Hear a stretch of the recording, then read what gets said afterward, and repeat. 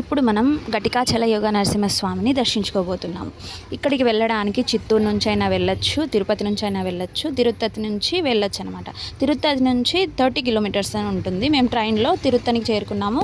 Railway station నుంచి bus stand nearly 2 kilometres అయితే ఉంటుంది, వాకబుల్ డిస్టెన్స్. బయటకు వచ్చేసరికి సిటీ బస్ తిరుగుతూ ఉంటాయి.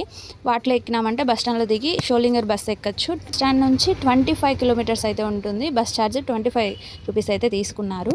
షోలింగర్ బస్ స్టాండ్లో దిగిన తర్వాత కొండ దగ్గరికి రావడానికి ఆటో ఎక్కి వచ్చాము. ఇలా ఊర్లోకి ఎంటర్ అవుతూనే నిలువెత్తు ఆంజనేయ స్వామి అయితే క్షేత్రపాలకుడు కల్పిస్తాడు. ఇక్కడ పుష్కరిణి ఒకటి ఉంది, దీన్ని బ్రహ్మతీర్థం అని అంటాము.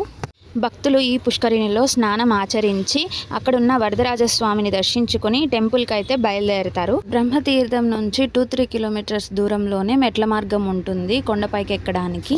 ఇక్కడ స్టే చేయడానికి హోటళ్ళు, సత్రాలు ఉన్నాయి. మనకు అందుబాటులో ప్రైజెస్లోనే మనం స్టే చేయొచ్చు.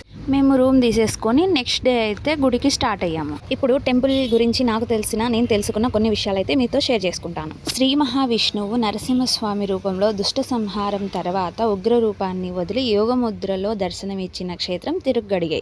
ఇది తమిళనాడులో ఉంది. ఇది భూమి మీద ఉన్న 108 వైష్ణవ దివ్య దేశాలలో ఒకటి. ఇక్కడ స్వామివారిని అక్కారప్పన్ అని పిలుస్తారు. అమ్మవారు అమృతవల్లి అనే పేరుతో పూజలు అందుతున్నారు. స్వామివారి ఉత్సవమూర్తికి భక్తవత్సలం అని పేరు. ఈ ఆలయంలో 24 నిమిషాల పాటు ఉండడం వలన మోక్షాన్ని ప్రసాదిస్తారని నమ్మకం. ఈ ఆలయం 230 మీటర్ల ఎత్తులో ఉంటుంది. ఈ ఆలయం చేరుకోవడానికి 1305 మెట్లు ఎక్కాలి, లేదా రోప్ కారు సౌకర్యం కూడా కలదు.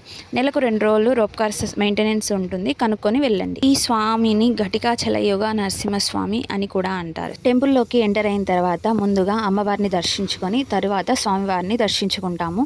మా దర్శనం అయ్యేసరికి మధ్యాహ్నం అయిపోయింది.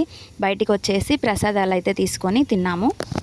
మెట్లు ఎక్కాము కదా, బాగా అలసిపోయాము. స్వామివారిని చూడగానే ఆ అలసటంతా మాయమైపోయింది. ఆయన ప్రశాంతమైన రూపాన్ని చూసి దర్శించుకొని బయటికి వచ్చిన తర్వాత వ్యూ చూడండి ఎంత బాగుందో. ఇక్కడ కొన్ని ఫొటోస్, వీడియోస్ అయితే తీసుకొని కిందికి దిగడం మొదలుపెట్టాము.